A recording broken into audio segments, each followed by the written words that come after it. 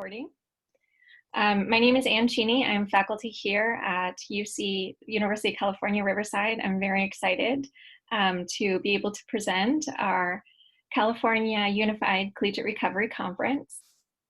So I just want to go ahead and share a bit of information about today and our conference, and then I'll pass it on to my colleague, Francis Fernandez. So good morning. We're very excited to start day 2 of our conference. There has been some confusion about the name. It has changed from California Unified Collegiate Recovery Conference to Unified California Collegiate Recovery Conference. And so we believe that the correct name is California Unified Collegiate Recovery Conference. This has been organized by the Voicing Collegiate Recovery team as well as UCR Healthy Campus. The goal of this year's conference is to bring to light the experiences of students in recovery from addictive disorders and behaviors with a special focus on substance use, including alcohol, tobacco, and other drugs. This conference is part of the Voicing Collegiate Recovery Project, funded by the Patient-Centered Outcomes Research Institute. There are so many people, organizations, and places we'd like to thank for making this event happen. But first and foremost, we'd like to acknowledge the Native peoples' lands on which the University of California, Riverside sits. We respectfully acknowledge and recognize our responsibility to the original and current caretakers of this land, water, and air, the Cahuilla, Tongva, Luiseño, and Serrano, people and all of their ancestors and descendants past, present, and future. Today, this meeting place is home to many indigenous peoples from all over the world, including UCR faculty, students, and staff, and we are grateful to have the opportunity, including the opportunity to live and work on these homelands. Please take a moment to acknowledge and reflect on the Native, Aboriginal, and Indigenous peoples of your area from which you are joining us today. If you are unfamiliar with the original and current caretakers of the land, water, and air from your area, we highly encourage you to take the time to self-educate, reflect, and listen to these histories. I also would like to acknowledge the many people involved in this conference planning. The VCR, Voicing Collegiate Recovery, conference planning team members, the VCR leadership team, the VCR student research team members, and the many Healthy Campus team members. We are here today because of your hard work and dedication to student health and well-being, and commitment to making UCR a campus that values all voices and experiences. Additionally, I would like to thank my family and my brother, Matthew Glenn Cheney. Similar to the story you will hear today from our keynote speaker, my family suffered the loss of a loved one to addiction and co-occurring disorders. I thank Matthew, my brother, for bringing me here to this space so I can work and advocate for change for the well-being of adolescents and young adults suffering from addictive disorders, who are often struggling to survive and in desperate need of support, love, and encouragement. Thank you to all of you for being here and supporting students in recovery. Together, we can make a change. I now would like to turn it over to my colleague and friend, Francis Fernandez, to say a few words on where we have come and where we're going. Good morning. I'm the community lead for the Voicing Collegiate Recovery Project, and I've been involved in recovery on this campus since 2002. It's extremely satisfying to be able to welcome everybody to our unique collaboration, which brought together research faculty, undergraduate and graduate students, and members of community programs to address the hidden and stigmatized issue of addictive disorders.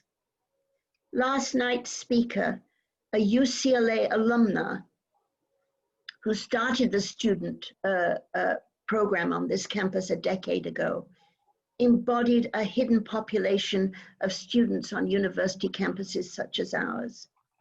Many first-generation college students, as she was, many from underrepresented groups, as she was, with the cultural pressures to keep personal and family issues a secret.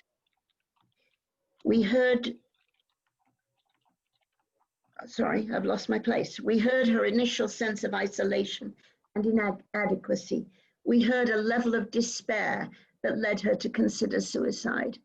And we also saw that all it took to change the entire trajectory of her life was just a couple of people who offered her a hand and showed her that she wasn't alone. I'm grateful that we've all come together this weekend from throughout the UC system, throughout the state and throughout the country to offer that hand. Maybe together we can find the much needed resources to more effectively support students beset by a neurological disease that they don't understand and that bewilders their families and peers. This gathering is offering us an opportunity to assess those needs and plan to address them. Thank you so much. Julie? Good morning, and thank you, Anne. Thank you, Chancellor, for your ongoing support of UCR Healthy Campus and for being here to kick us off today. Kim A. Wilcox was appointed UC Riverside's 9th Chancellor in August 2013. During his tenure, UC Riverside has seen transformative growth across its education, research, and public service missions, as well as the establishment of new schools of medicine and public policy. A first-generation college graduate, Wilcox attended Michigan State University, where he earned a Bachelor's of Arts in Audiology and Speech Sciences. He also holds a master's and doctoral degrees in Speech and Hearing Science from Purdue University. His research focuses on speech acoustics, and he has directed teaching, research, and service projects funded by the National Science Foundation and the U.S. Department of Education. It is my pleasure to introduce our UCR Chancellor, Kim A. Wilcox. Thanks, Julie. Welcome to everybody. Welcome to our campus, even though it's a virtual visit to our campus. And congratulations to everyone who's had a hand in making this conference a success. Important topic for everybody and certainly for our nation. But my very pleasurable duty today is to introduce our keynote speaker, Admiral James A, or his friends call him Sandy, Winnefeld Jr. Admiral Winnefeld is the former Vice Chairman of the Joint Chiefs of Staff of the United States. He was an instructor at Navy Fighters Weapons School, or Top Gun, and yes, he actually helped work on the movie. So that's a Q&A part of the morning.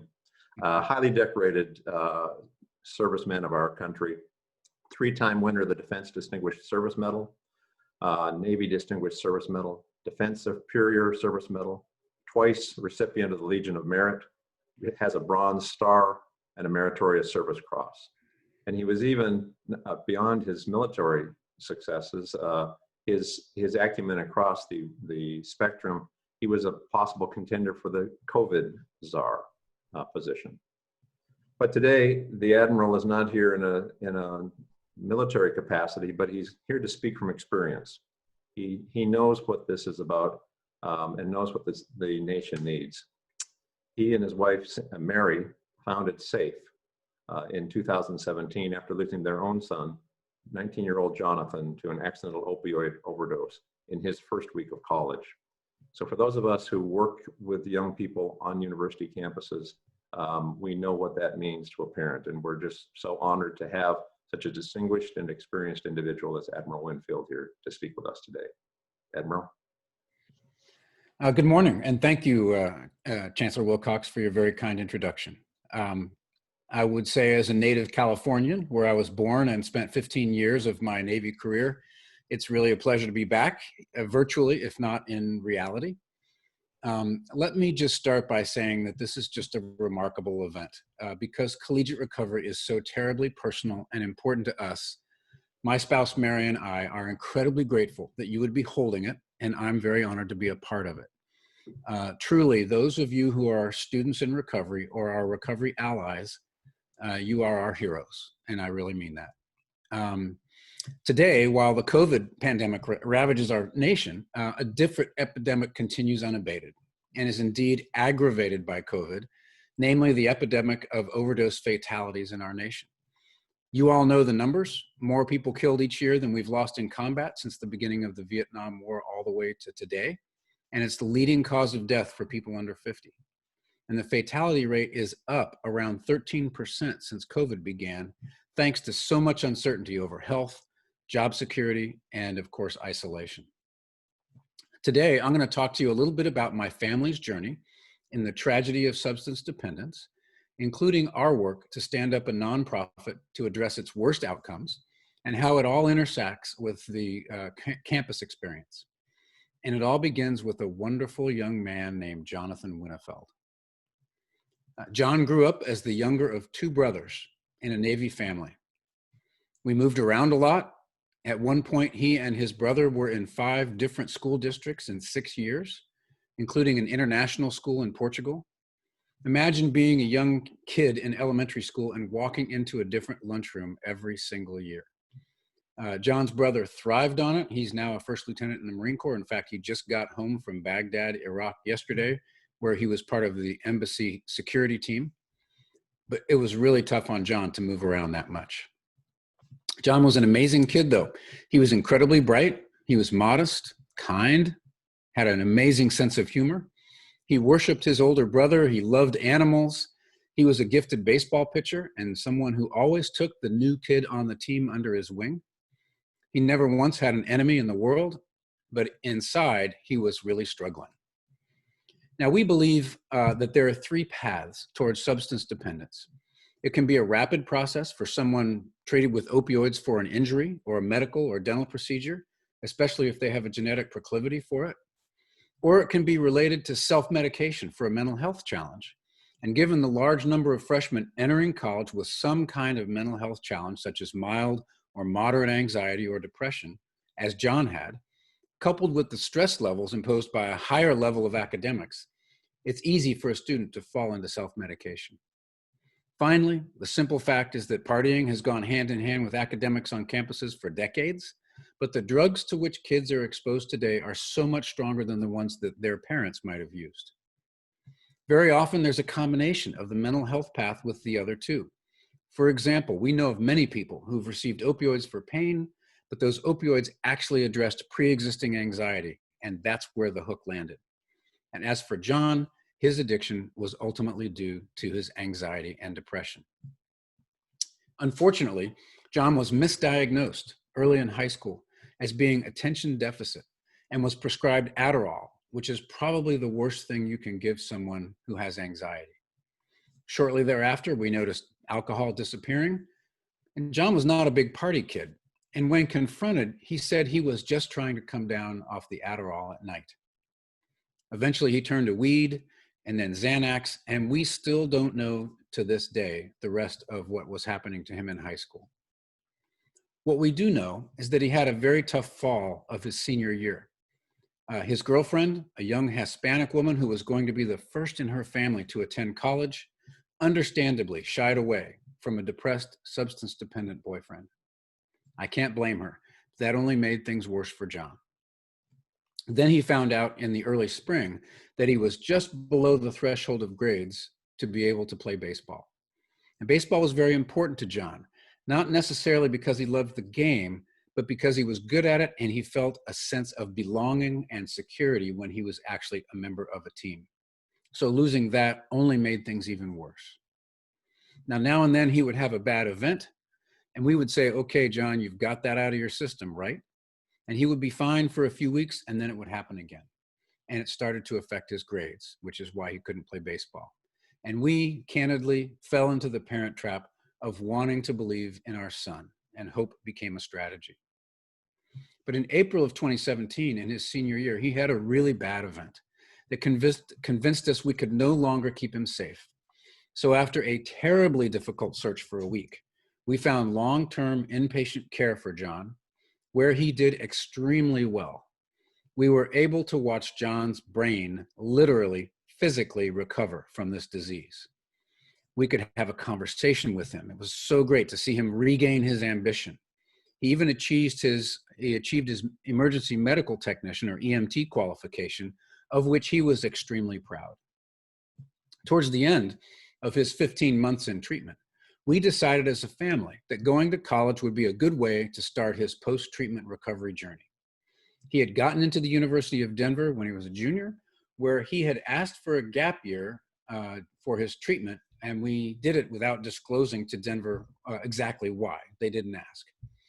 But when it came to starting back up at Denver as a freshman, we asked them, we owned up to what Jonathan had been through, and we asked them if they had any programs for recovering students. We were told that they had a substance-free floor in a dormitory. Because we only thought John had a problem with alcohol and marijuana, we were okay with that, and so we applied for it. I checked with the school at the end of the application window to see if he'd gotten into that dorm floor, and they said that they had never received his application. And they were crestfallen when I showed them the email they had sent to me acknowledging receipt of his application. They then said they didn't have enough applicants and were only going to put together a corner of a dorm floor.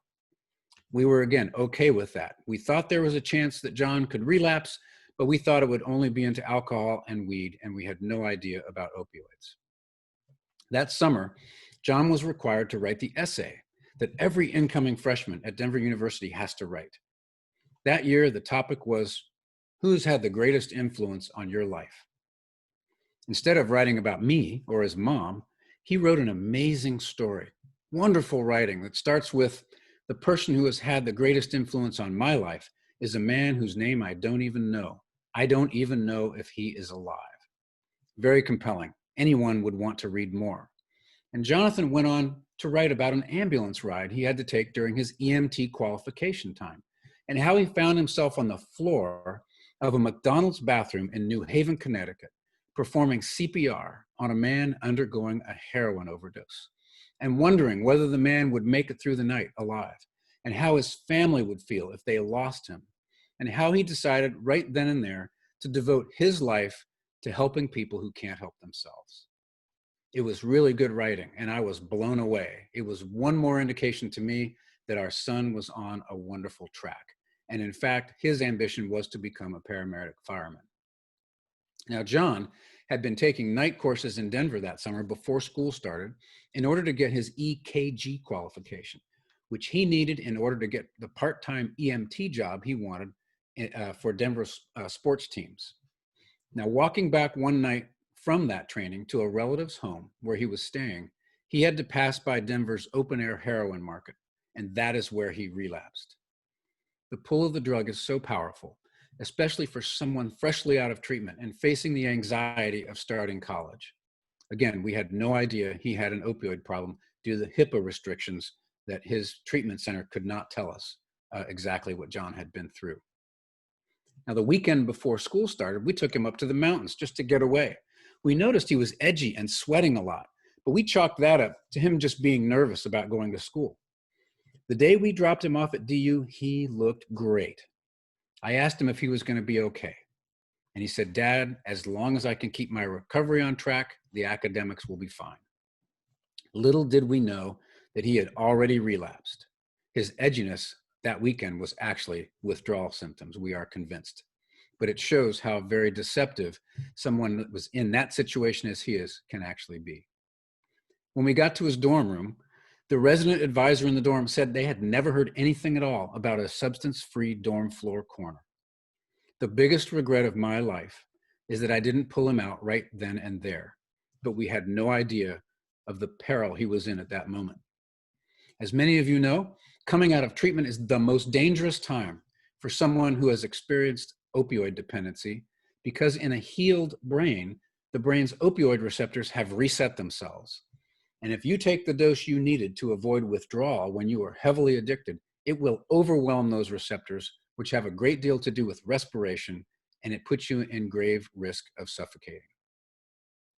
And 2 weeks after he submitted that wonderful essay, and on his 4th day of college, I was giving a talk at Harvard when the phone call came. John had succumbed in his dorm room to an accidental fentanyl-laced overdose of heroin. He had the overdose-reversing drug Narcan in his room, but his roommate had no idea what was happening. John had not told him about his dependence. He thought John was just snoring loudly.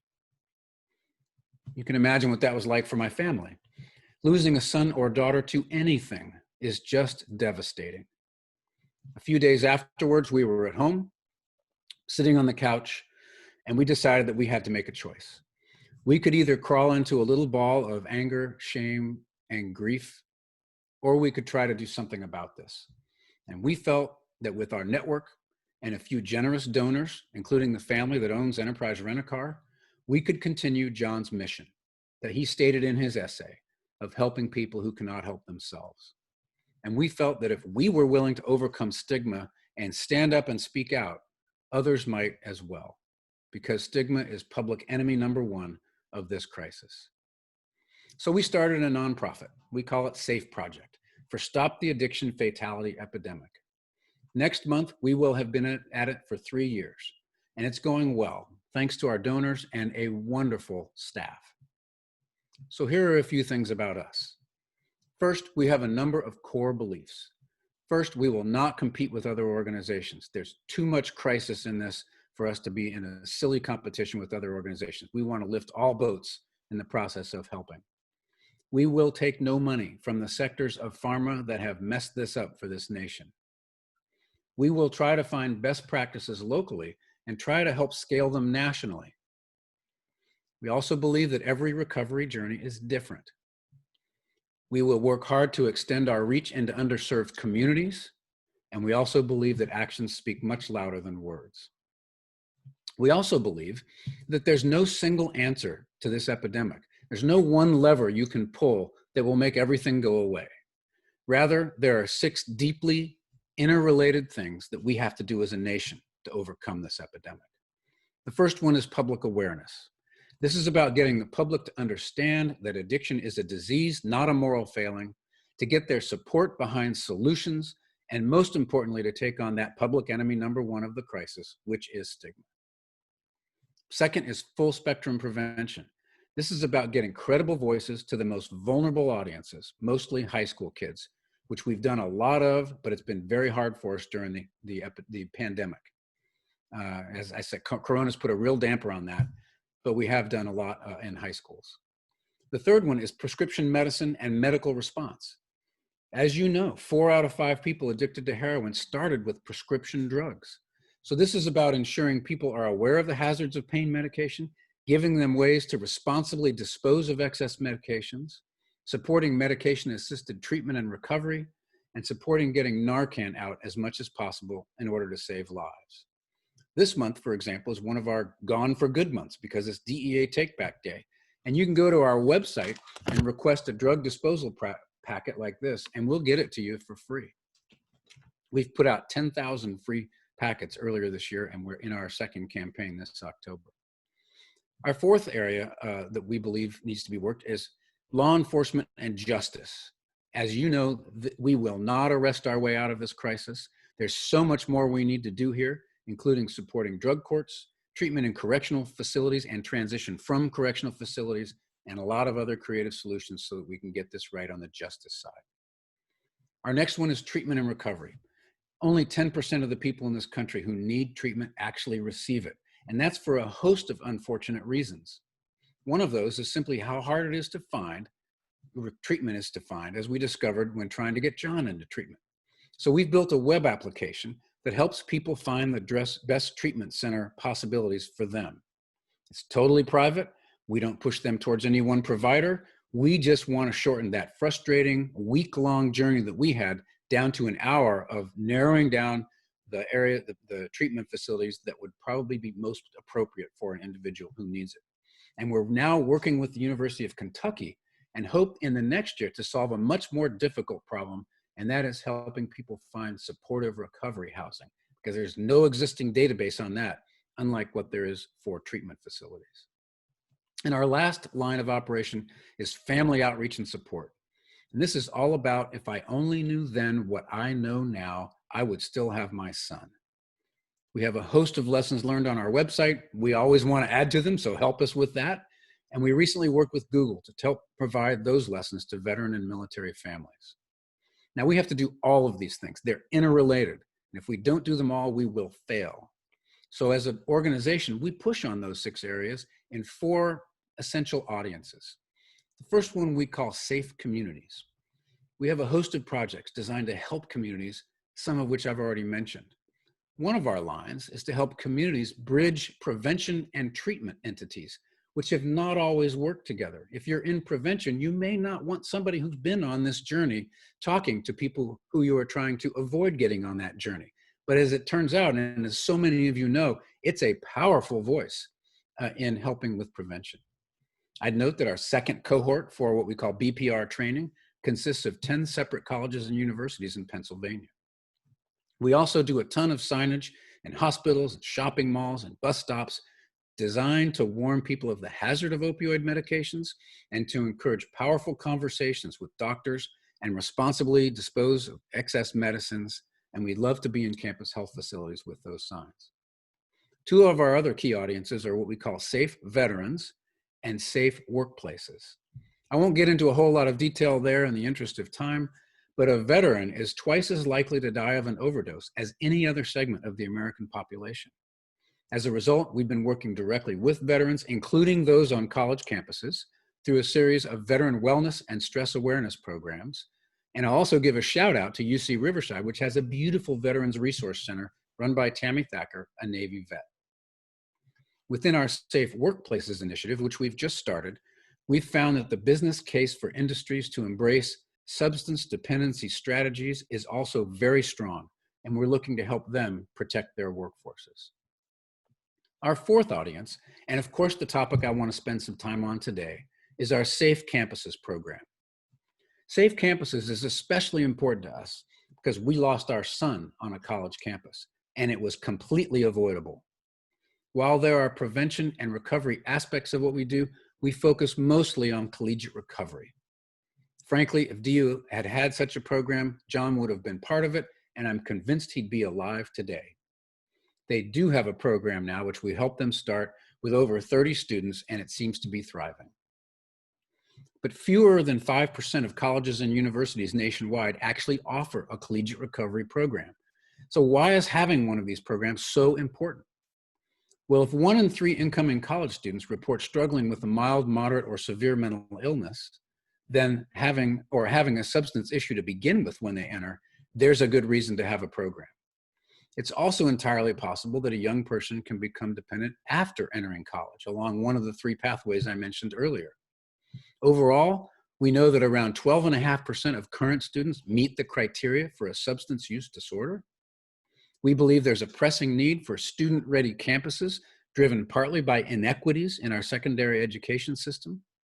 And finally, students in collegiate recovery programs tend to have better GPAs, retention rates, and graduation rates.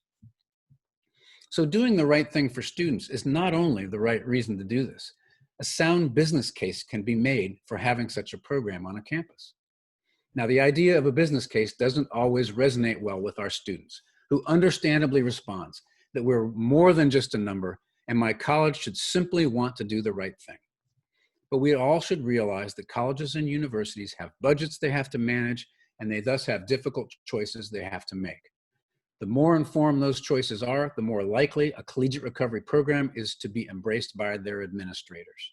The literal bottom line is that a collegiate recovery program that helps retain students can pay for itself, and we have the numbers to show it. There are other reasons to do this as well. First, the well-publicized presence of a collegiate recovery program on your campus presents the opportunity for a student who is actually not dependent on drugs or alcohol to help someone who is. College roommates and fraternity or sorority mates get to know each other extremely well, both personally and through social media. They grow to care for one another, and they often have the opportunity to urge a friend in need to seek help.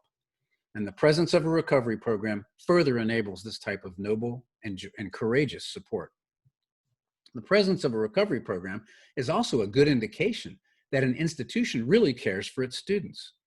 These programs are found at schools whose administrations are wise enough to have conquered their own stigma over having a program and who are truly looking out for the best interests of all of their students.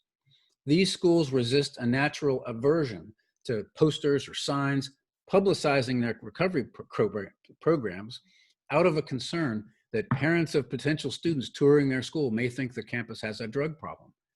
Rather, they realize that enlightened parents will be thankful that a school actually cares enough to maintain such a program, whether their son or daughter needs it or not. Finally, the best collegiate recovery programs are overt and highly visible to undergraduates.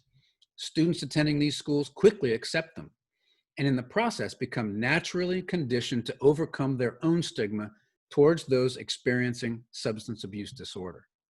Upon graduation, they become better citizens who can help our overall nation overcome the mistaken notion that addiction is a moral failing.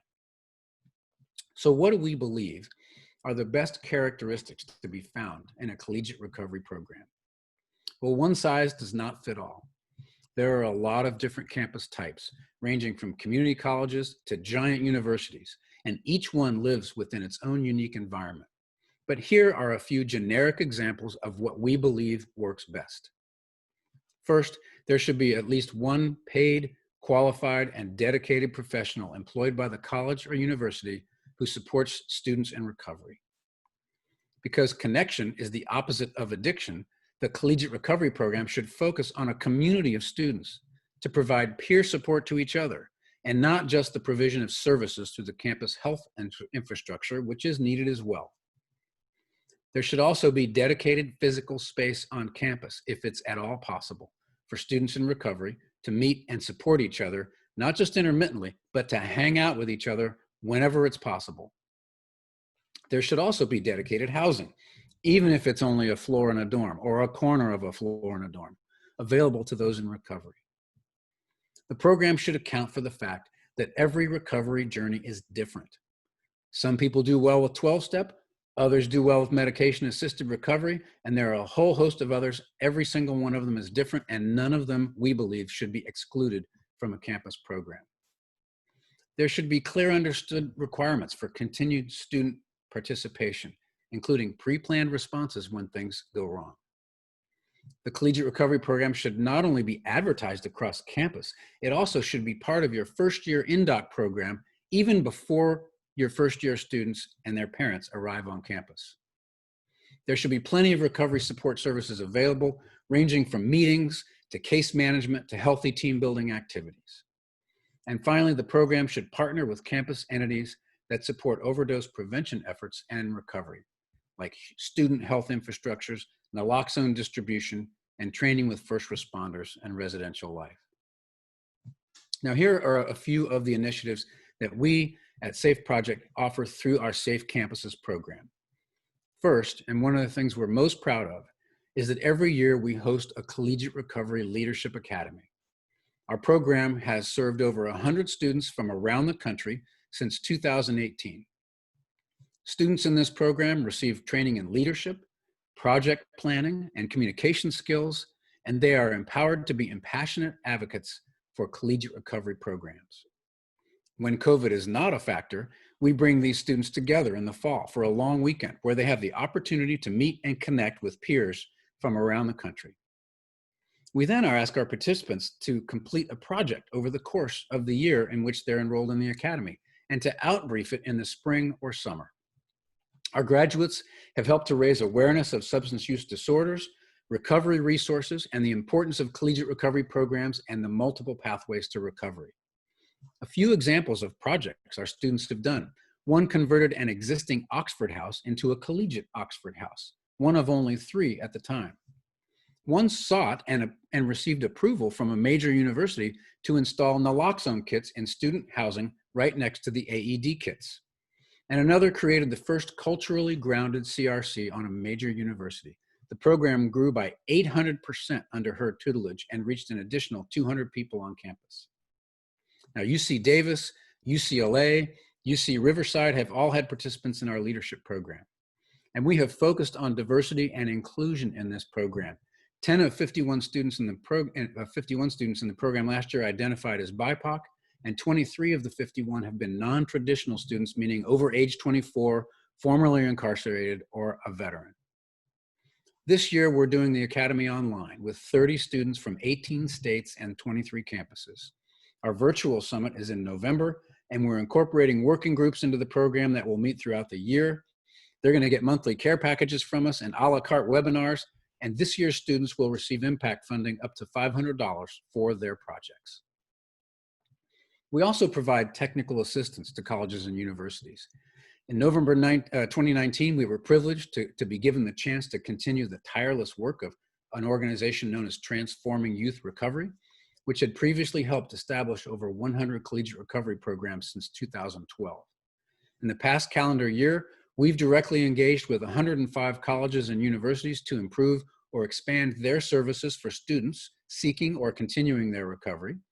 These interactions have occurred via direct one-on-one support, as well as our Collegiate Recovery Summer Webinar Series.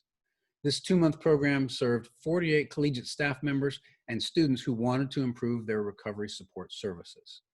This fall, under that program, we're continuing with 4 monthly webinars, of which we have 2 left, and we're working to expand and update our understanding of the landscape of college-based recovery support through a national university census that will feed an openly accessible dashboard for university benchmarking and advocacy planning. We're also putting together a Safe Campuses Guide, which will be available in the first quarter of 2021. And finally, we continue to develop content and provide opportunities for higher education professionals and students to think boldly and creatively about this work so we can create more accessible, sustainable, and inclusive programming for the unique needs of each campus, each student, and the communities and cultures they serve. Another program we call Reconnected, or Reconnect Ed. It stands for Recovery, Connect, Education. It's a networking app created by Safe Project for students and alumni and recovery allies.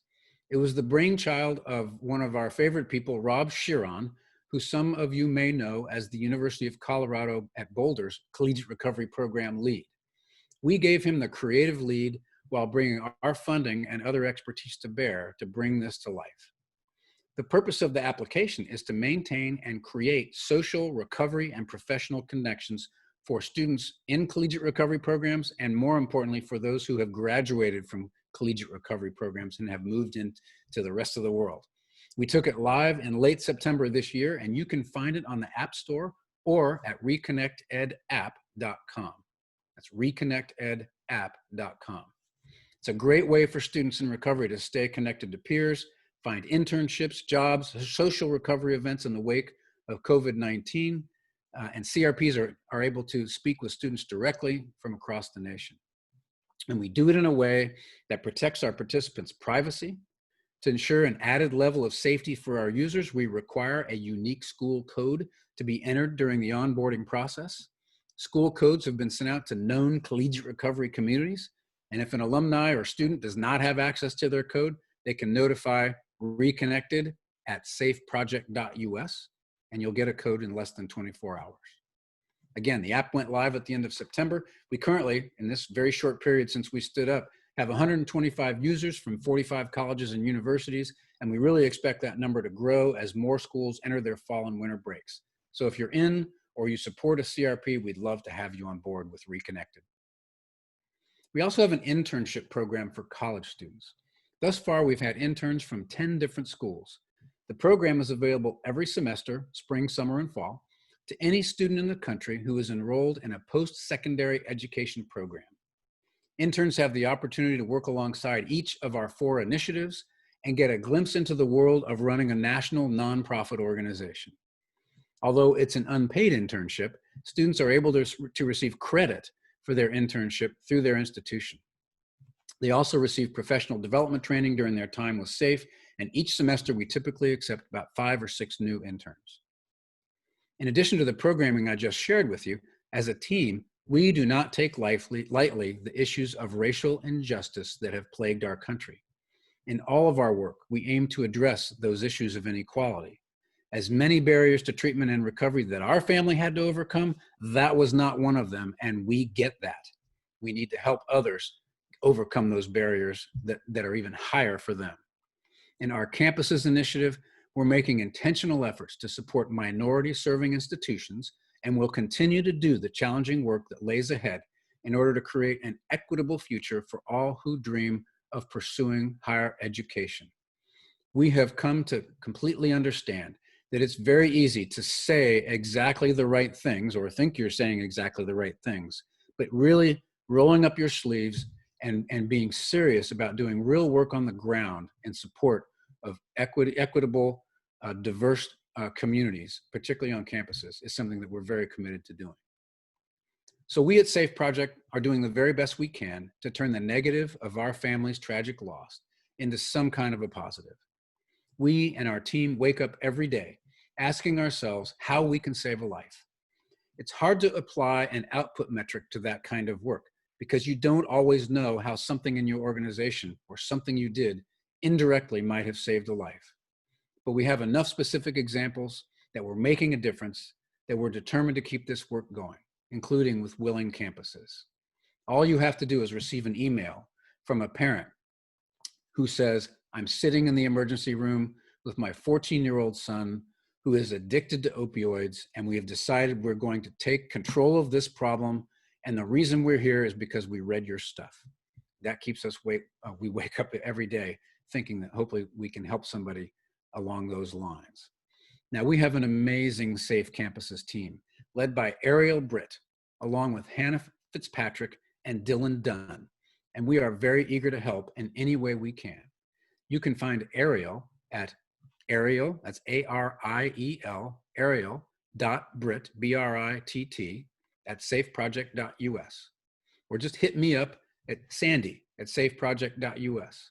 Or just go to our website, Safe Project US. And with that, I thank you once again for having me. I thank you for doing this entire wonderful event.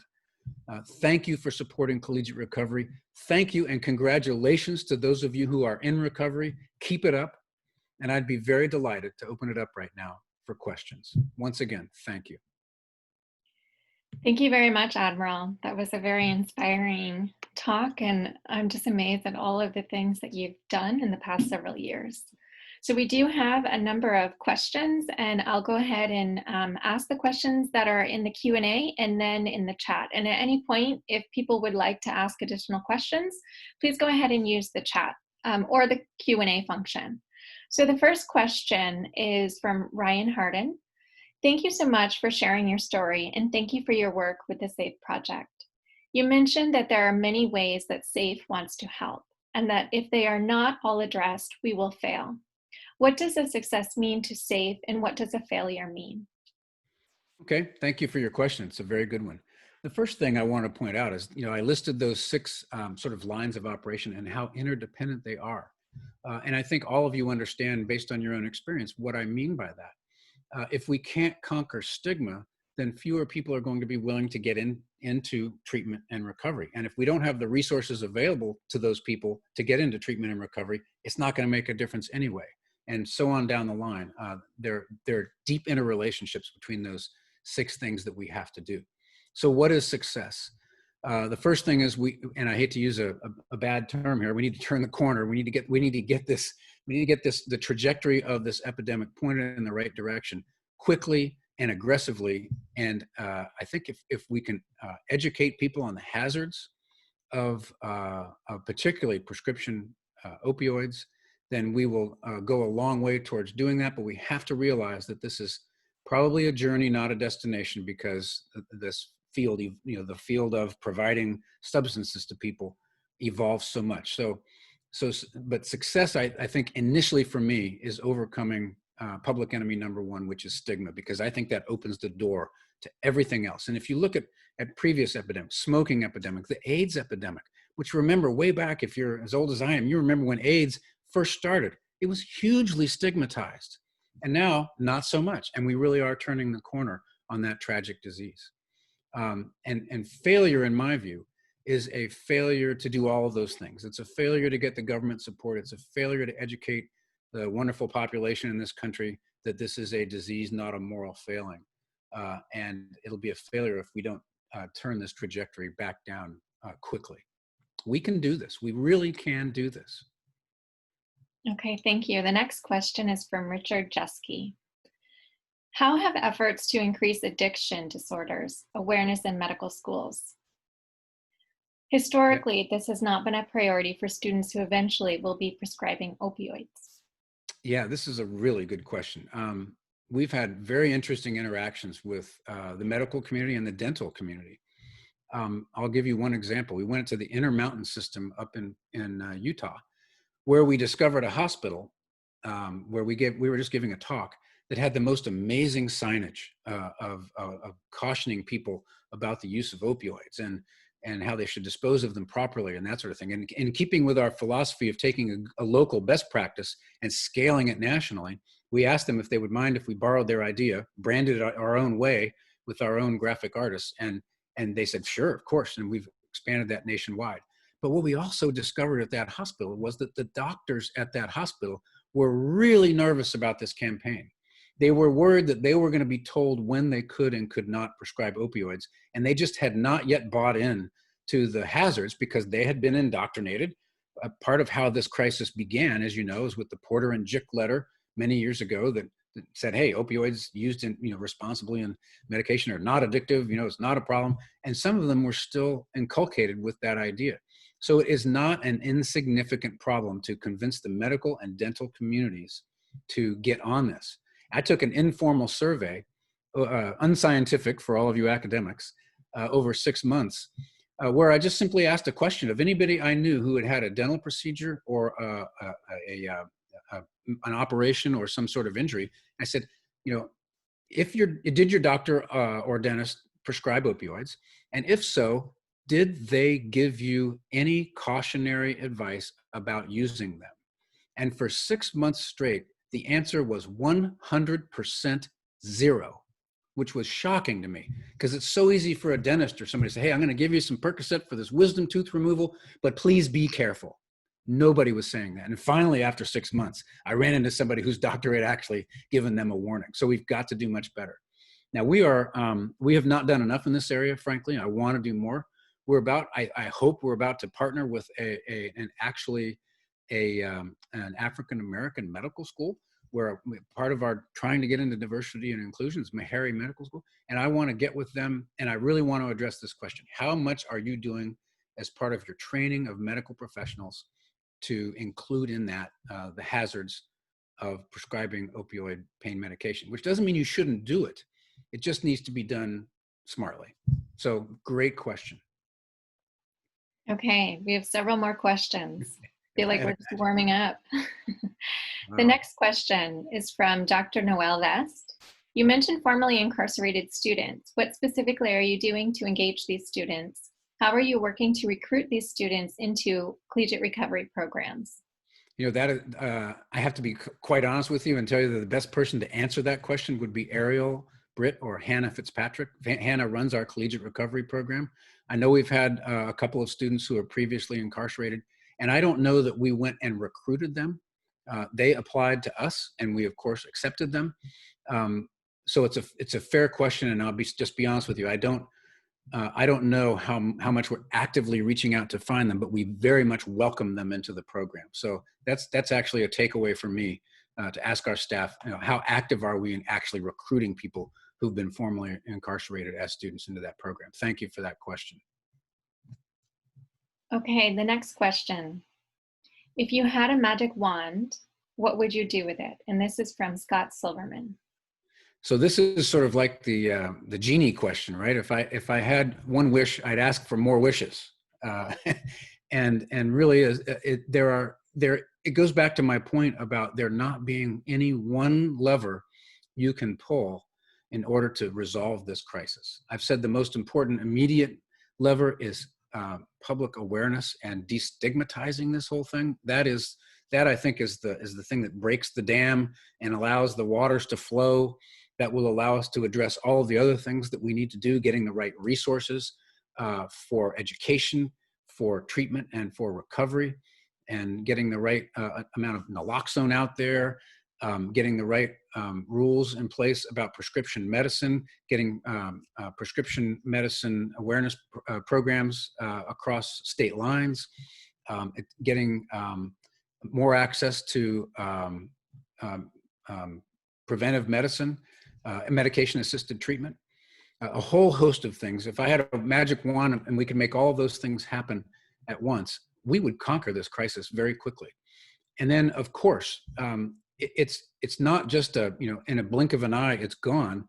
Just like our wounded warriors, we have people who are going to be with us for many, many more decades, who are on a lifelong journey of recovery. If you're recovering from an amputation, we need to take care of you for the rest of your life. If you're recovering from substance dependence, we need to love you and nurture you and support you on that journey for the rest of your life. And that's something that we can't leave behind.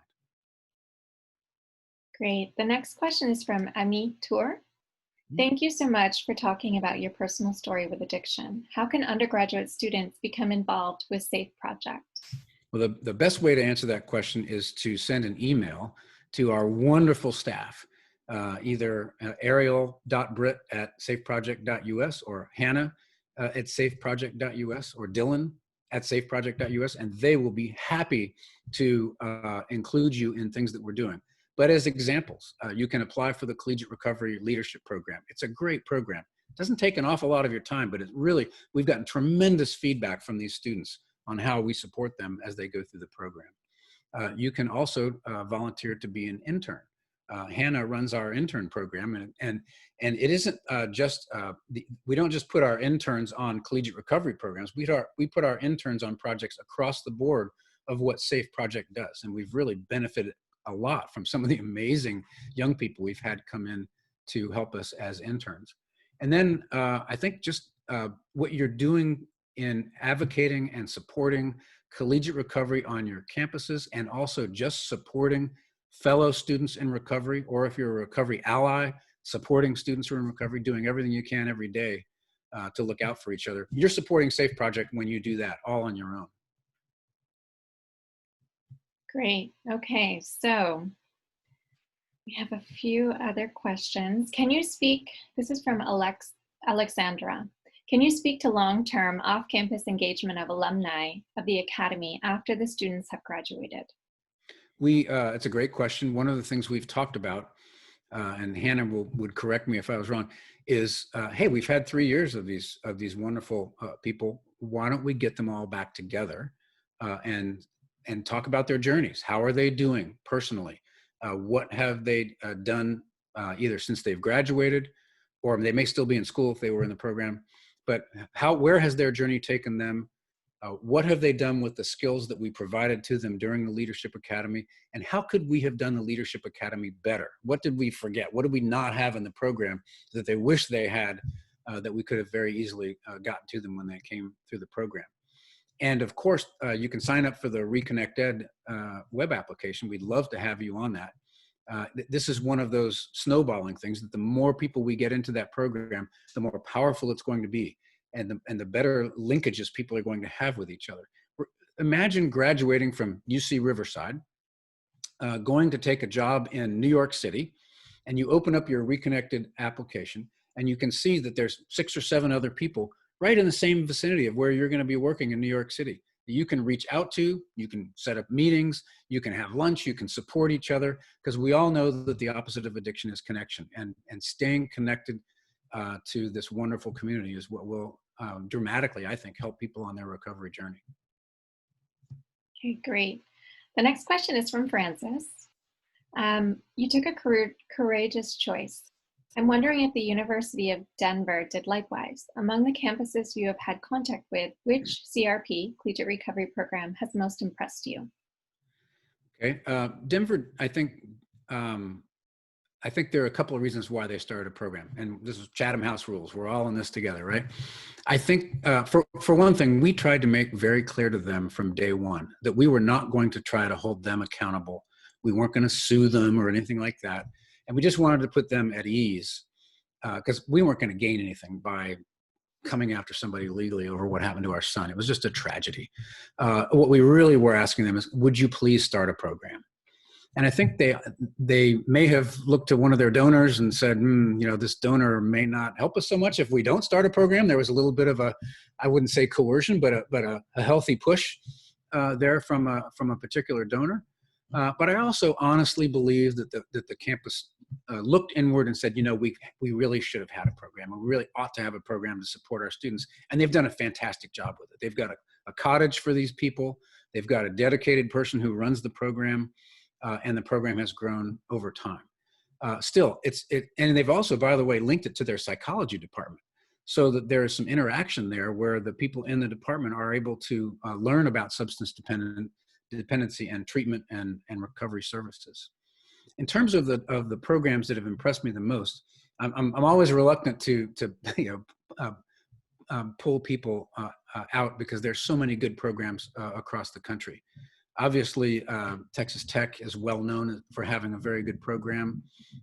Baylor has a terrific program. A good friend of mine gave them a good bit of money to start the BARC, which is the Baylor Addiction Recovery program or whatever. That's a really good program. University of Colorado at Boulder has a program, although they go back and forth on how much financial support they're getting from the school. But there are Rutgers, Ohio State. There are a whole host of colleges and universities out there that have really stepped up to this. And we, our Safe Campuses team can actually give you a better answer to this. If you really want to be directly connected to another program that's a good program, we're happy to make that connection for you. We don't claim to have all the answers. We're just as happy to introduce you to the people who might be able to give you some great advice. Okay, thank you. The next question is from Tanya Neary. You described the essential characteristics of CRPs and provided a convincing rationale for university administrations to financially support CRPs. In terms of university funding, are there models that are more common or feasible? For example, funding through student fees, like for the gym, versus budget line items versus private funding through fundraising?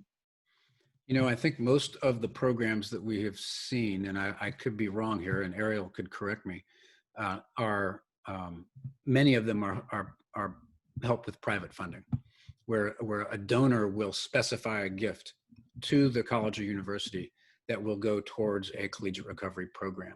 I just talked about Baylor. Baylor wouldn't have this wonderful program they have if it weren't for Bob Beecham's generous gift to the university. But so in terms of how colleges, I would like to see it be part of a college's budget program, standard straight up budget program, not necessarily with a fee, not necessarily having to be supported through direct donations, under the understanding that this is not only something that's really important for our students because there are more and more students who are coming on campuses who need a program like this, but it's also a smart thing economically for the college. The fewer people we have drop out of this university, to be quite honest with you, the less tuition we're going to lose in a given year. And that can help pay for the program. It's hard to make that direct line because you never know. But I think it needs to be part and parcel of how a campus budget is put together. Great. So I would like to take a moment to introduce Fiona, who is part of our Voicing Collegiate Recovery leadership team. She was also part of the Leadership Academy for Safe Campuses. Fiona, if you could take a moment to share your experiences and the leadership skills that you've developed over the past year. And I have to say, I've worked with Fiona now for 2 years, and I can absolutely see the changes in her leadership. So Fiona, if you could unmute yourself, and you are now a panelist. Hi, everyone. Can anyone see me? No, huh? That's okay. I don't know how to make myself visible, but I can just speak to, Safe Project was amazing. I applied on a whim. Francis, I believe, connected me with. Oops. Where did she go? Oh, sorry, Fiona. Go ahead and unmute yourself. Sorry, I guess and I can start video. Hi. Yeah. I'll just start over. I'm Fiona. I'm a student in recovery. I've been in recovery for almost 4 years, and I applied for the Safe Project from Frances. She sent me the link, and I applied on a whim. I didn't know if I was going to get in, and I did, and it was amazing. It was very special because often when you're doing this work of trying to create a collegiate recovery program from ultimately nothing, you can feel very alone. When I showed up at UCR after getting sober, I really hoped to find a giant AA meeting or something like that with tons of people like me, but that wasn't the case. And I found Francis and Anne, and they encouraged me to be the first to start that up again at the school. And that's how I eventually ended up in the Leadership Academy, which was amazing, to walk into a room of almost 100 people my age doing the exact very specific niche thing that I was trying to do was really empowering, really just made me feel like I was in a community, made me feel like I wasn't alone, because often, especially for students who are in a college with no CRP, you do feel like the literal only one on this campus who is trying to be sober or trying to be in recovery. It can feel very isolating. So to go and be in a place at the summit with tons of other kids who are not only sober, but who were leaders in sobriety and who wanted to, you know, do the exact thing that I wanted to do was amazing. And I met so many amazing people. The summit was really eye-opening. I heard so much stuff that helped me. I mean, as a result of that program, I learned about harm reduction, which I was rather closed off to before entering the program. And I learned about the issues of diversity that hadn't entered my mind before. And it really opened my eyes to a lot of things, especially about imposter syndrome that I think a lot of addicts who enter academia do suffer from. So it was just amazing. And it's almost a year ago exactly that I was there. And I've been really reflecting on it around this time because it was a really special thing to feel recognized and to feel like, you know, someone out there wants to support students like me. So it was very special. So thank you, Admiral Winnefeld, for your talk and for doing what you do, because it's amazing. And I wish I could be in the Leadership Academy forever. You know, thank you, Fiona. And I have to be quite honest, you know, talk about humility. I have to be quite honest. When somebody first approached me 3 years ago with the idea of doing, or 2.5 years ago, with the idea of doing a collegiate, you know, recovery leadership academy, I was very skeptical. It was sort of like, hey, we're gonna, this is a significant chunk of money. We're flying people in, we're putting them up in a hotel, we're feeding them, bringing in speakers and all that. And we're gonna do that for 50 people? I mean, what if we just spent this money doing other things on a broader basis? And boy, was I wrong. And I admit it.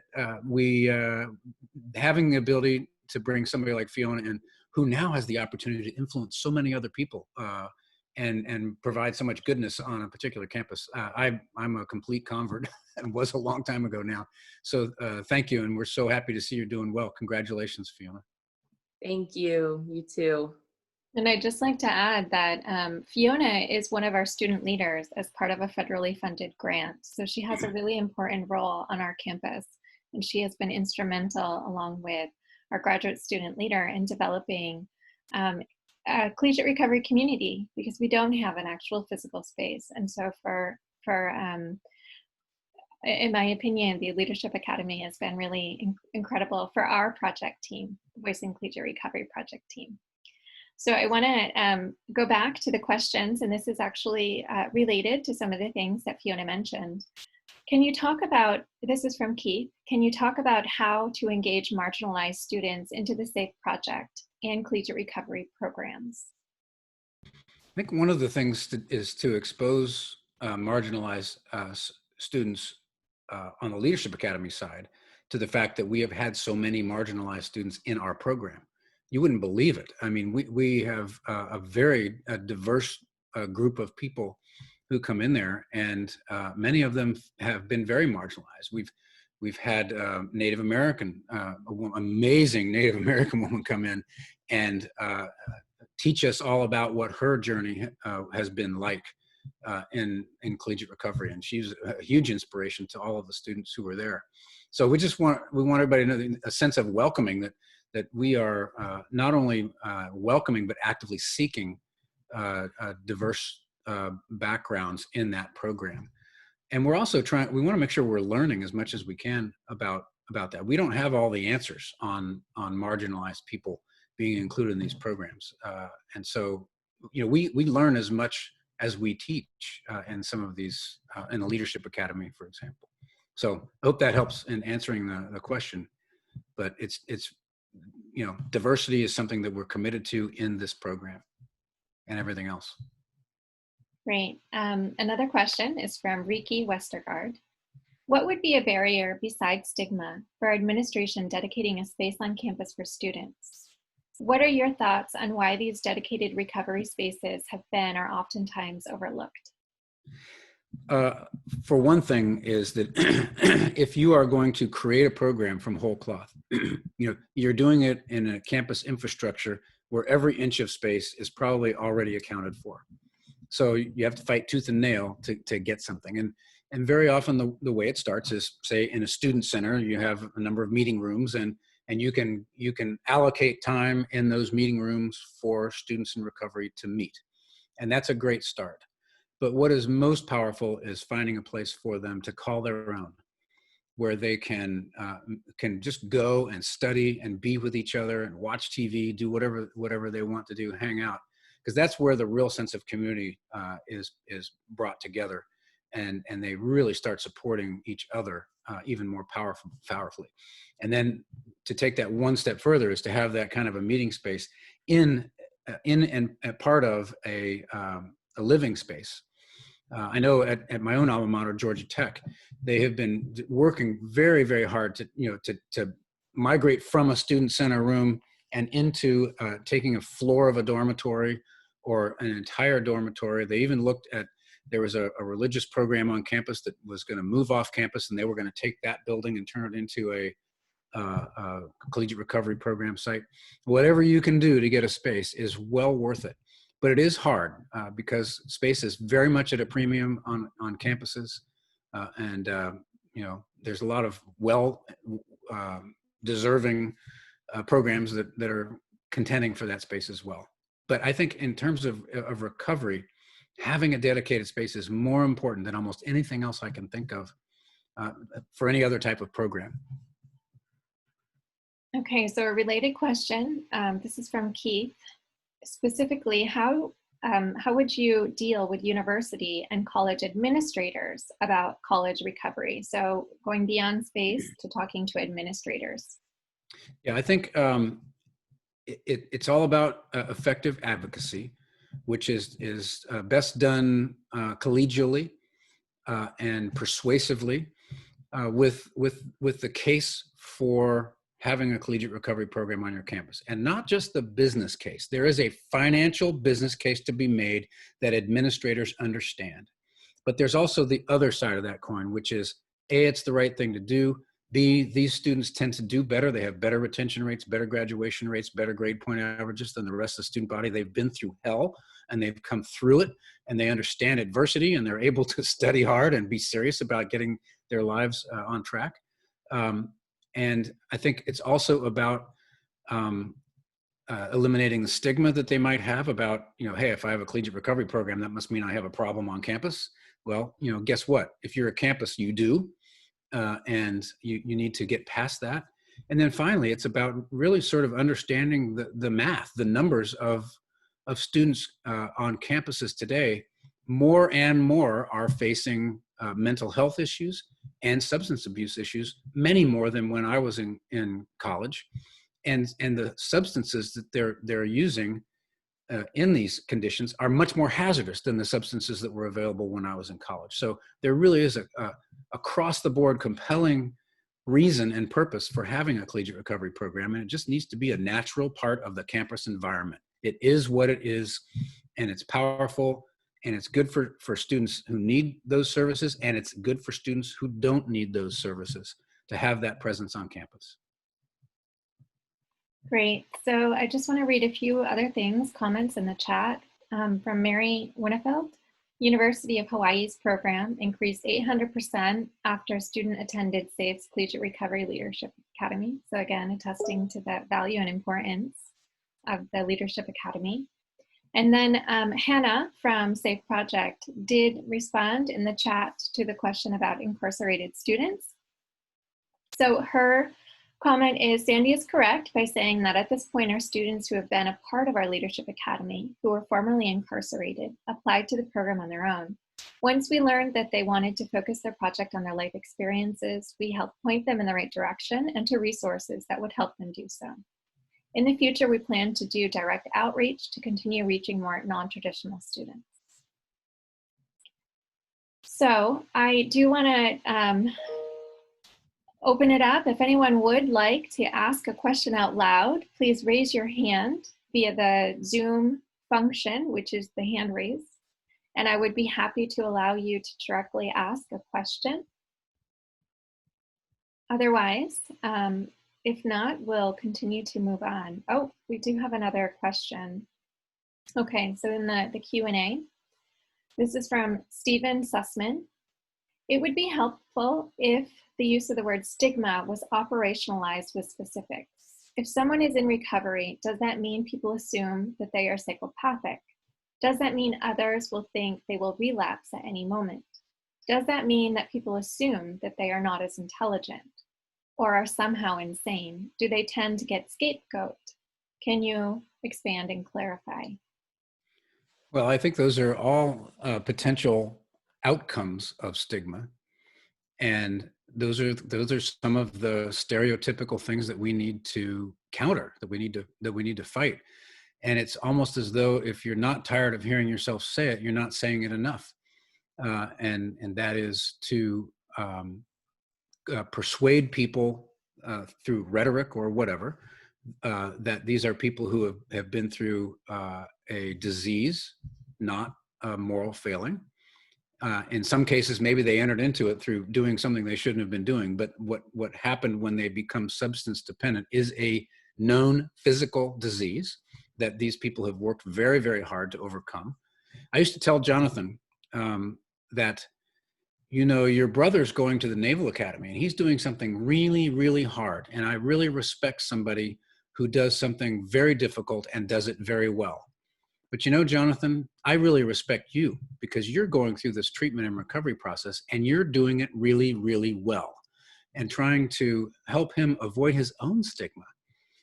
He was very ashamed of what he was going through, and I didn't want him to be ashamed of that. I wanted him to be proud of the progress that he was making in healing and in getting his emergency medical technician qualification and being resolved to go to school and having an ambition to do something with his life to help other people. And so part of it is self-stigma, but I think the larger problem we have is with societal stigma. And we've just got to find any way we can to defeat that. Part of it involves defeating the outcomes of stigma that your questioner you're asked. And it takes leaders to go out and do that. It takes everyday citizens to go out and do that. I think it takes politicians to go out and do that. It takes business people who are willing inside their own business environments to speak up about that and to allow people to feel empowered in speaking up when they have a problem and to help them solve that problem and get right back on track and bring them right back into the game. I think a whole host of people are responsible for getting rid of this horrible thing we call stigma. Great, and I know I promoted Dick Jeske. So Dick, if you want to go ahead and raise your question or share your thoughts. Thank you, Anne, and thank you, Admiral. Stigma is a thing for a lot of us that people assumed that we were doing what we were doing by choice and not by the fact that we had a disease. And our actions were absolutely felt to be abhorrent. They got me kicked out of my house and into the Navy in 1967. And in 1971, when I was stationed in Naples, Italy, I got sober there, thanks to somebody who brought AA to Naples from Yokosuka, and that was brought from the fledgling rehab center in Long Beach that the Navy started. And in 1970, Harold Hughes, as you were talking about, was a senator from Iowa, got into a defense funding bill that the services would understand and accept alcoholism as a disease and treat it.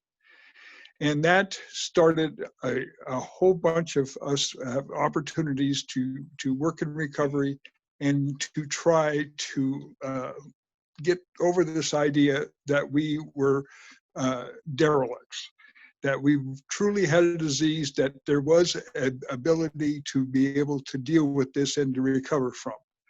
And from that, also, I after about 20 years in recovery, I was able to coordinate a women's prison program where the same efforts took place and where these inmates were able to convince, I didn't convince the staff, that the inmates convinced the staff that recovery was possible and were able to allow them to support it more.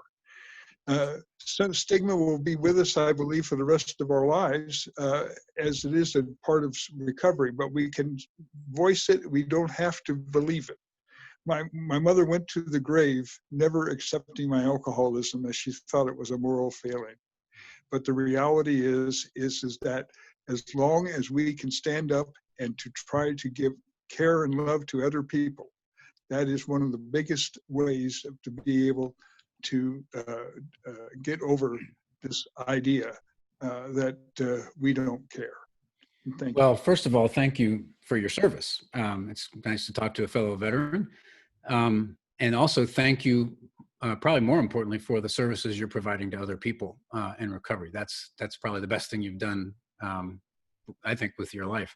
It makes me think back, though. I used to work for Colin Powell. You know, many of you know him as sort of the first African-American chairman of the Joint Chiefs of Staff, Secretary of State, remarkable guy. And he used to talk about his early days of growing up in the military as a young Army officer, as a young Black Army officer, and being in a Army installation in the South. And he said at some point he decided that he was going to let that be their. He said, "Let my skin color is your problem, not my problem." And he really overcame that. Obviously, he did a great job with that. And it was a very refreshing attitude. So I think, for personal stigma, it's like, hey, I've gotten through this. I've done more than you have, pal. And I've been through hell and I have survived and I am on this journey and I'm not going to let anybody stigmatize me.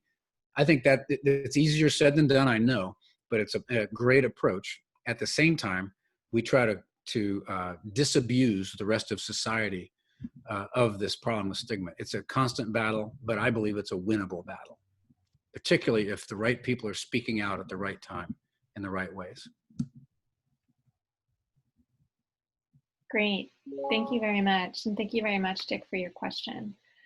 Dr. Noel is also here and he would like to ask a question. Go ahead, Dr. Noel.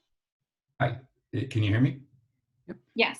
All right, perfect. So it's actually Dr. Noel Vest. I work here at Stanford with Keith Humphreys, and a couple of years ago, Keith was able to put together a policy report here at Stanford, basically suggesting a collegiate recovery program.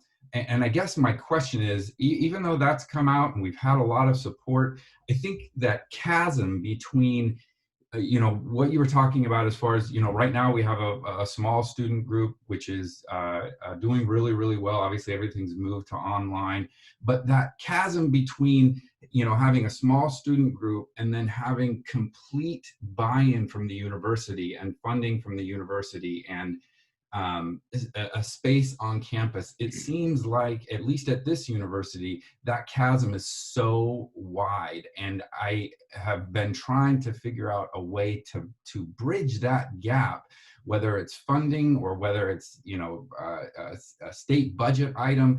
I don't know what it is, but it seems like that if you could speak to kind of bridging that gap, how do you move from, administrators saying that they offer support and that and saying that they're going to adhere to a policy recommendation, yet it just seems like everything gets stuck in the mud and nothing really happens. And that's where I feel like I've been at for the last year and a half here at Stanford. Yeah, it's a very compelling story. One of the things that we've seen is that if you have a powerful donor who gets this, whether that donor's in recovery or not, doesn't matter.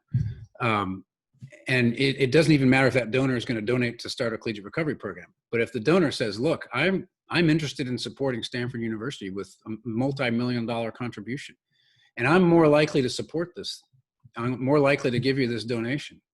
I don't want my name on a building or anything like that, although that would be nice, but I'm more likely to support this thing if you'll commit to starting a collegiate recovery program. That turns their heads. I mean, college administrators listen to donors. It's just a fact of life. And then I think there are other measures. You know, I know that I do a little bit of teaching down at Georgia Tech, and I'm also the chair of their Georgia Tech Advisory Board. So I get a little insider's look at their relationship with the university system of Georgia, which is a very fraught relationship. So they don't like being told what to do by the university system of Georgia.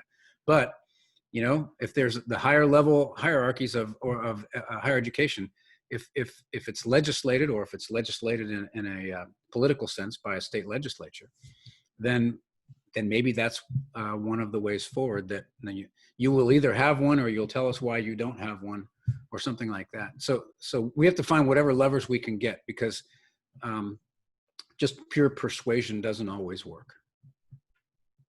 Yeah, thank you so much. Yeah, I'm constantly on the lookout for that donor here at Stanford. If you know me. Yeah, let us know if we can help. If you know, Absolutely. and I'm serious about that. If we can get on a phone with somebody who you identify who needs to be pushed over the line, we would be very happy to help in any way we can. I know they're here somewhere, so thank you. So I have a question related to donors. How do we identify donors? How do we move toward finding organizations, individuals who would really like to support collegiate recovery? Yeah, I don't know if your college or university publishes a list of donors. I know that, for example, at Georgia Tech, they've got a great magazine put out by the development office that is all about development, and you know, highlights the names of nearly every significant donor who's out there. And if the school's willing to include that as part of their you know, their message to donors, that, you know, we would like to find a donor who would be willing to support our efforts in this area. That's sort of a more official way. An unofficial way would be for somebody who's interested in collegiate recovery to start, you know, calling those donors and saying, hey, you know, I don't know how the university would feel about that, but hey, you know, and it's particularly if you have a sense that one of them has some sort of connection to this field, either has a family member or they themselves are in recovery, that's very, very powerful. And just to give you, I mean, an example, at Georgia Tech, there's a Las Vegas Raider. Sorry about that. They're no longer in the state. But their tight end, Darren Waller, who's really doing well this year and last year, is in recovery. And they did a whole spread on him in their alumni magazine. So publicizing that sort of thing in alumni magazines and philanthropy magazines and that sort of stuff is a good way to find those people and reach them. Because you never know when something like an article about a famous alumnus, or, you know, a successful alumnus or alumna who is in recovery, and then maybe at the bottom is say, hey, we're looking for support for our collegiate recovery program. If you're interested, please contact so-and-so. You never know when that's going to bear fruit. Okay, thank you. Any other questions or comments for Admiral Winnefeld? Well, I'll just say thank you again for asking us to do this. It's our honor and our pleasure. We should be thanking you, not you thanking us. It's tremendous questions. Thank you all over California, to the whole system that you've got there, for your deep interest and commitment to this kind of program. We're excited, and we're excited to be able to help you if we can. Wonderful. Well, we will absolutely be in touch, because the next step for our Voicing Collegiate Recovery team is to propose future research involving other campuses. So I think we'll be in touch. So thank you so much for your presentation, your words, your advice to all of us. We really appreciate the SAFE team for being here, for being present, and for your advocacy and support for students in recovery. So we will go ahead and move on with the remaining of our keynote session, which now we're going to go over, turn it over to our awards and recognition ceremony. So I'm going to go ahead and share my screen. If I can get everything. Give me one moment. Okay. Just have to figure out the technology. Okay. So this is a tribute to one of our team members. We want to say thank you for everything that you've done over the past several years. Hi, Francis. So I just wanted to say thank you. Thank you for everything that you've done over the past 5 years. We started with a dream of an actual physical space. And while we may not have a physical space, we certainly have occupied some spaces. Locally, in the UC system, nationally, and here we are today, 5 years later, hosting our Unified California Collegiate Recovery Conference. This is just a small tribute to you and all the efforts, the leadership, your vision, your approach, and your encouragement of all of us to move forward together. Thank you. Thank you, Anne. As you know, we're all part of a team, and one person alone can do nothing, but together we can do everything.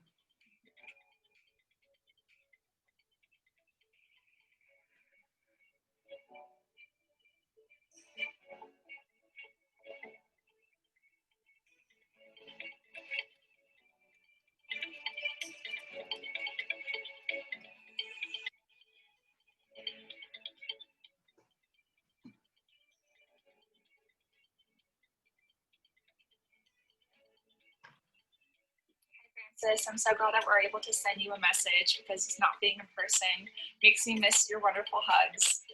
I just wanted to thank you so much for being an impactful person in my life, and I know so many others. You have worked diligently to make sure that recovery resources are available to students on campus at UC Riverside.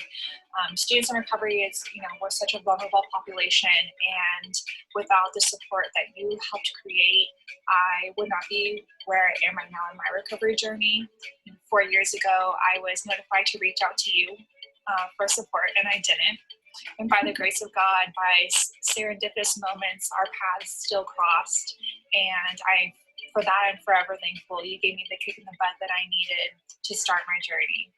I know that you have impacted my life and so many others. And so for that, I'm forever grateful. Thank you for being who you are. Love you.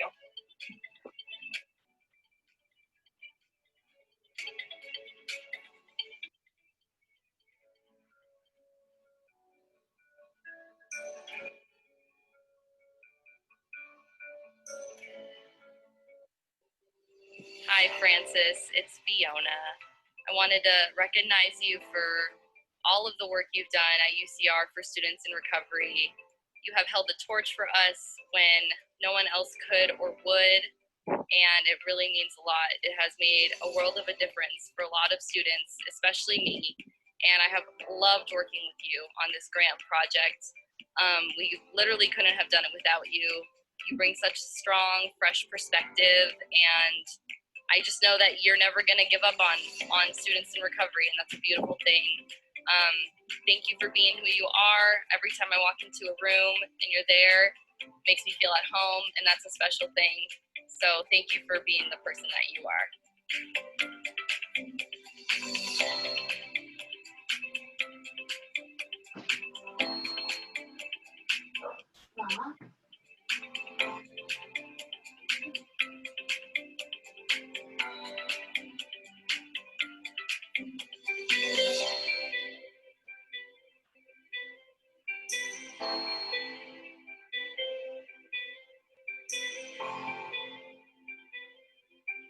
Yes.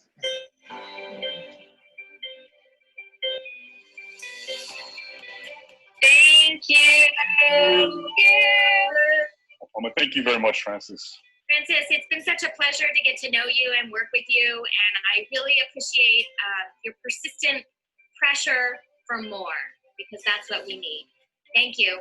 Yeah, thank you so much, Francis. Ever since I came a part of this project, I can tell your drive and passion for wanting to help out. And so we just want to say thank you. Thank you, Francis, for constantly putting UCR students first and supporting them endlessly. Thank you, Francis, for everything you do for the students and for your team. We really appreciate all the effort you put to this project and for always bringing your passion and your dedication to the work and for the Voicing in Recovery project. Thank you, Francis, for being such an amazing inspiration and for always bringing your passions to us and for letting us look up to you and for being such a great role model and passion support for all of the students. Thank you so much, Francis, for everything. You're such an amazing woman, and we're so thankful to have you in here on campus. And thank you for all the guidance, support, and true commitment to help our students. Thank you, Francis. It's been such an honor to work with you on the engagement team and learn about all the experiences you've had dealing with collegiate recovery. It's been an amazing time. Thank you, Francis, and thank you for pushing us.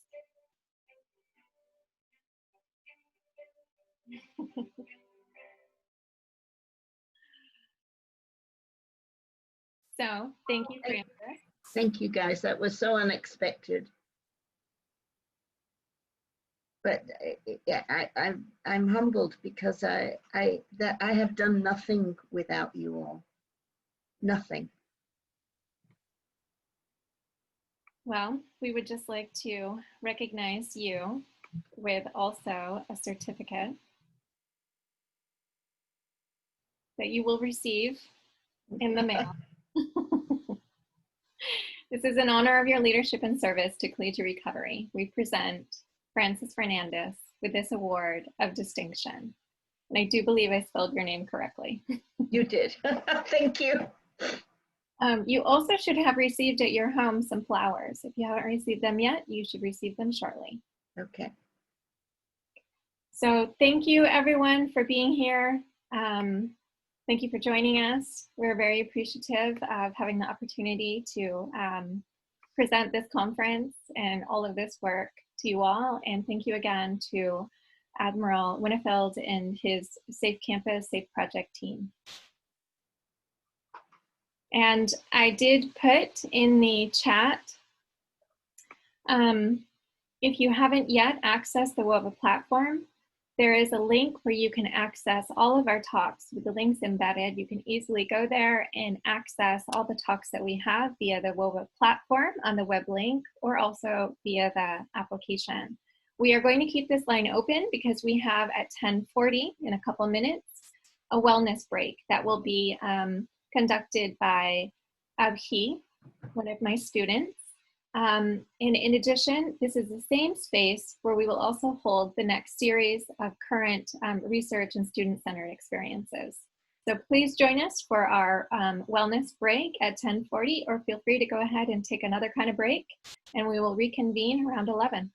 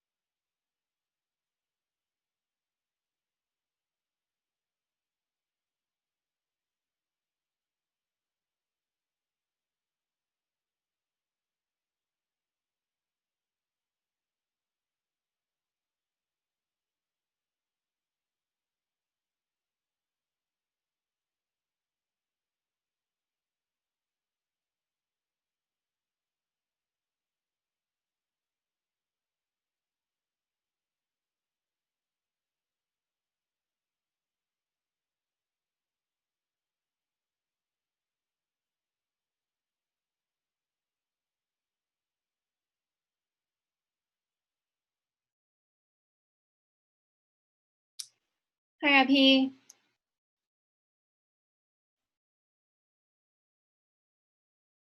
Oh, you're on mute. Okay, great. Well, technical difficulties aside, I think this morning's was really great. I'm so glad to see all the work that's being done to address recovery. I just want to take a quick second to see who else is on here. So great, we have about 12 attendees. So let's just go ahead and get started into the meat and potatoes of this practice, because the most important part is the practice. So I invite everyone to find a comfortable seated position. Maybe roll your shoulders back here. And go ahead and find a nice tall position for yourself. Let's go ahead and maybe rest both of your hands on your lap. So put your right hand on your lap, take your left hand on top. And go ahead and gently close your eyes here. And let's go ahead and take a couple of cleansing breaths for this mindfulness / stretch break. So let's take a big inhale through our nose. Hold at the top. And exhale, let it go. Another deep, rich inhale. Hold at the top. And let it go. This stimulates the parasympathetic nervous system. Take another deep, rich inhale. And exhale, let it go. Continue to follow your breath for a few more moments.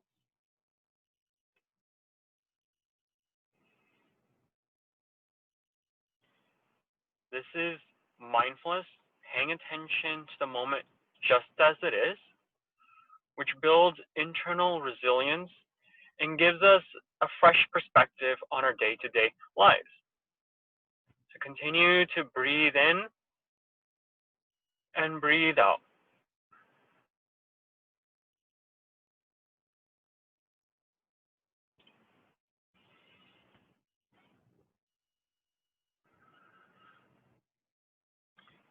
You're not thinking about your breath here. You're simply feeling your breath.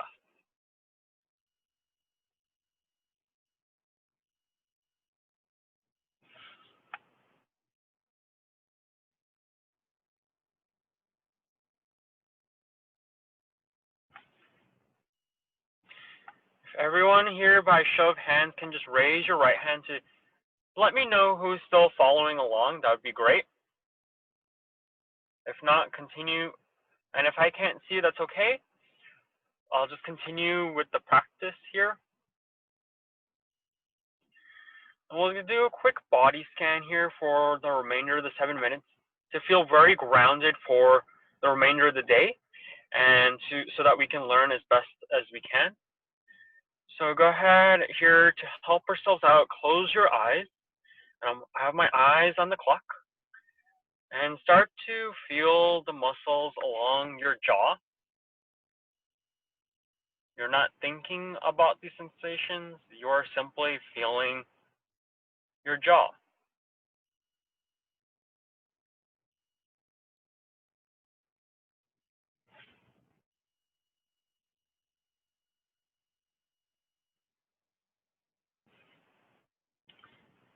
And notice as you bring your awareness to your jaw, it begins to soften and relax. And your facial muscles may even begin to just let go.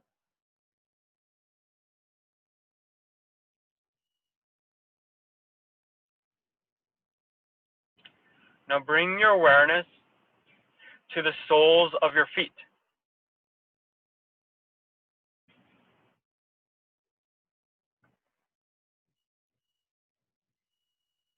You may notice some tingling, some warmth.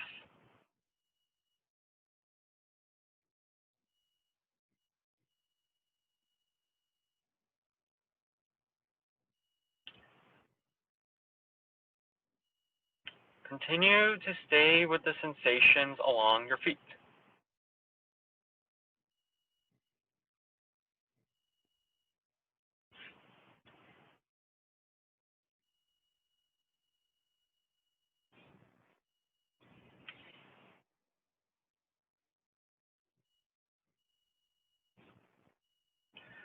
And now bring your awareness to the entire backside of your body, or probably sitting in a chair. So the soles of your feet, your calves, hamstrings, hips, your back, backs of your arms, and back of your head.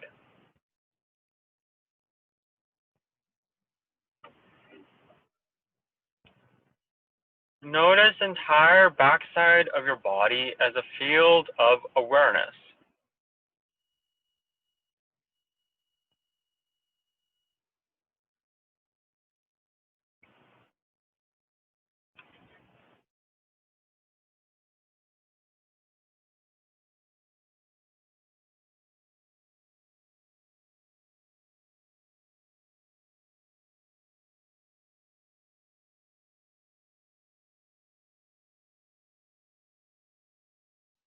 You're on mute, Abhi. Oh, excuse me. Was I on mute this whole time? No, just for a moment. Oh, interesting. Am I the only one? Are you the only one here? No. There's a number of other attendees. You're just on speaker. You're on, it's the webinar function, Abhi. Oh, okay. Excuse me. I'm going to get right back into it. We have about 3 more minutes, so go ahead and make sure that let's go ahead and feel